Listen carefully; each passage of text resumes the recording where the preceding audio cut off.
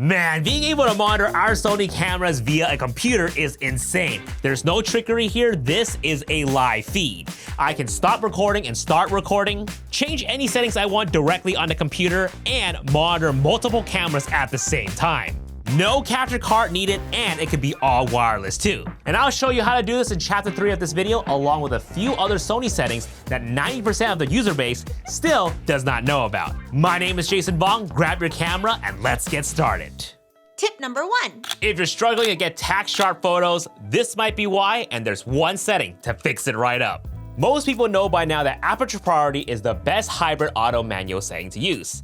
Hybrid in the sense that we manually get to choose our aperture values, while shutter speed and ISO are determined by the camera. It's the easiest for beginners to get started and immediately get great photos.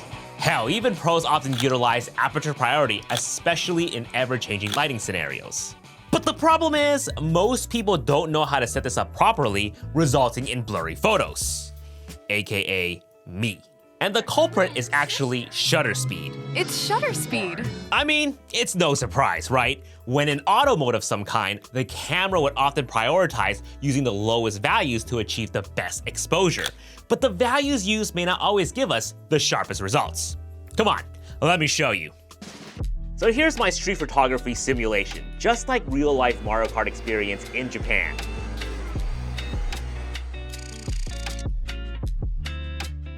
You see how Mario is blurry here despite the focus locking onto him? Let's take a look at our settings. 1/30 ISO 100. 1/30 is a bit slow to freeze the action. If we want to freeze the action, we want our shutter speed to be at least 1/250 or faster. So here's the solution. And no, Michael is not going into manual mode. I'll explain why in just a sec. In menu 2.0, go to the Pick Exposure tab, number 1, Exposure, find ISO Auto Min SS. In menu 1.0, it's the first red camera tab. Find ISO setting first, then within it, ISO Auto Min SS. Scroll all the way down and select ISO ASS. Sorry, ISO ASS 250. And now when we retake our photo again, oh, look how much better it looks, but it could be better. Let's try 500. Winding up Mario again. There we go. Looking at our settings now, 1/500 ISO 1600. Now I do want to emphasize this demo here is more on the extreme end. We are shooting up close, so the settings are going to be different, but in real life, I find 1/125 to be perfect for most situations, and of course, raise it if the action that I'm capturing is moving a lot faster. ISO Auto Min Shutter Speed, I know, terrible name, basically tells the camera to never go below the minimum shutter speed that we set here, but instead, raise the ISO to compensate for the exposure. However, if the scene is too bright and the ISO couldn't go any lower, the shutter speed will then be raised automatically instead to compensate for the exposure. Basically with this, you never have to worry about blurry photos. But alright, Michael, here's the reason why we don't go full manual. In studio-like environments where the lighting, the scene, and the subject are consistent, by all means, go manual. But for event photography or street photography where everything is constantly shifting by the second, full manual can actually slow us down. Technology can process things and make changes faster than we can. So by offloading some of that brain work and some of those finger inputs, it allows us to focus on other important things like timing, composition, and just getting the shot. Tip number 2. So here's a tip that both photographers and videographers can enjoy. And despite me sharing this before in the past, many people still don't know about it. Especially when I'm traveling with friends, they bring their Sony cameras along, they pass me their camera to help them take a photo, and I can't see shit. It's a bright ASS day and I can't see what I'm composing. Obviously just look through their viewfinder, right? But I ain't putting my eye in someone else's hole. Just kidding, here's the point that I'm trying to make. I often show my friends the monitor brightness setting, which is located in the yellow briefcase tab in both menu 1.0 and 2.0. And when sunny weather is selected, the whole screen brightens up. It just makes photography so much enjoyable and so much more fun because we can actually see what's happening. And my friends are always like, oh my god, wow, I didn't know about this, this is amazing. And I'm like, Y'all don't watch my videos? And then the whole trip becomes awkward. Maybe this is why no one wants to travel with me anymore. Tip number 3. So last year I showed you guys how to use your phone as a monitor for your camera. Free, by the way. Free. And in case you missed it, I will link it on the screen later for you to check out. But recently, Sony has made the same app available for desktop, which has been game-changing. And I hate using that phrase, so I don't use it lightly, okay? Again, I want to emphasize this is different than the native live streaming function on the camera or using an Elgato capture card in OBS because you can control various aspects of your camera from your computer. Of course, there are some caveats to this, but first.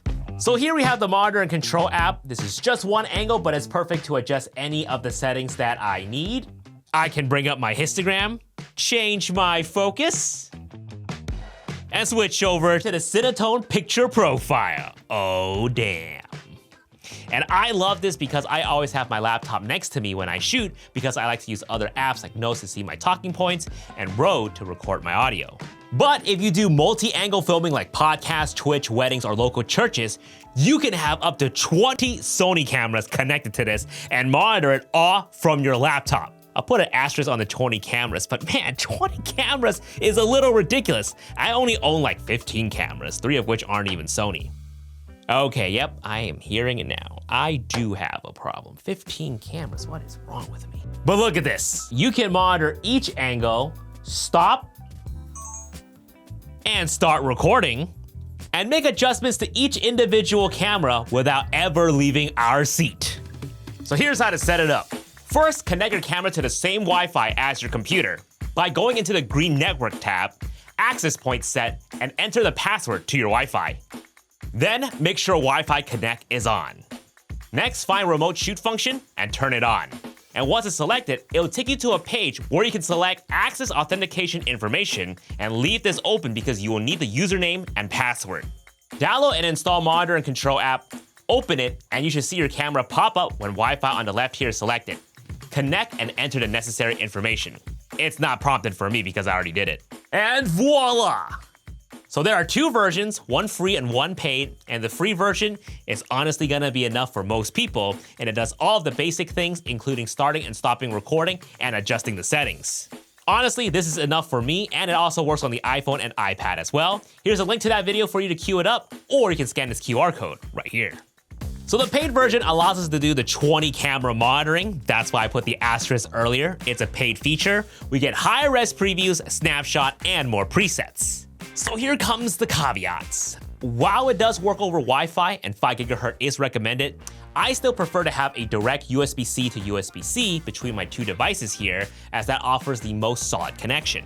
For multi-camming, Wi-Fi is required, so try to at least plug an Ethernet cable directly into your computer for a stronger live feed. Make sure to select wired LAN, and I will have a link to this USB-C Ethernet adapter in the description box below, as well as the pinned comment. And yes, while you have the multi-cam feed going on, the frame rates are gonna be lower. The intention is just for monitoring, but when you select the individual cams, the frame rate will be a lot better.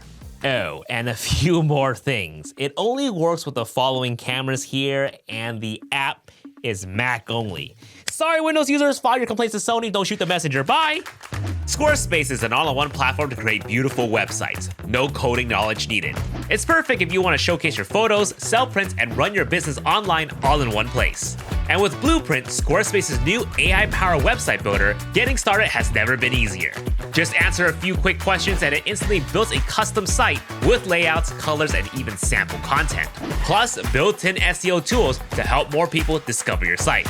Use my link down below for a 14-day free trial, and when you're ready to launch, use code JASONVONG to get 10% off your first purchase of a website or a domain. Guys, thank you so much for watching. I'll see you guys in the next video. Peace.